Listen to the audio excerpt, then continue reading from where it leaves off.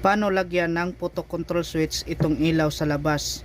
So ang first natin gawin is i-off natin ang circuit breaker. Kahit naka-off yung switch, meron pa rin yung supply ang isang linya.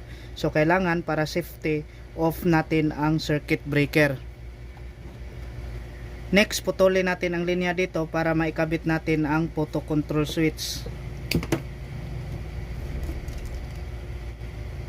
Sa photo control switch may tatlong linya dito. Black and white, ito yung supplyan natin ng 220 volts para gumagana yung photo control switch. Ang red naman, ito na yung return papunta sa ilaw. Ngayon, ikabit na natin to. Ito yung supply natin na 220 volt.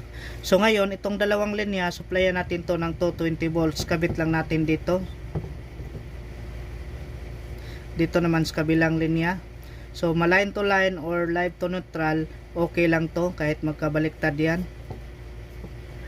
Ngayon, ang isang linya ng ilaw natin, ilagay natin dito. Tapos, itong return natin ay dito natin i-connect sa isang linya sa ilaw.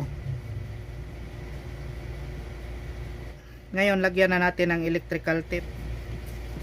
Ang trabaho ng photo control switch ay automatic on and off ito. Kapag tuwing hapon na, na-sense niya na ang dilim, automatic on yung bulb. Kapag umaga na, na-sense niya na ang liwanag, automatic off yung bulb. So para matry natin, try natin takpan ito para ma-sense niya ang dilim. So maghintay lang tayo ng ilang segundo, iilaw na yan.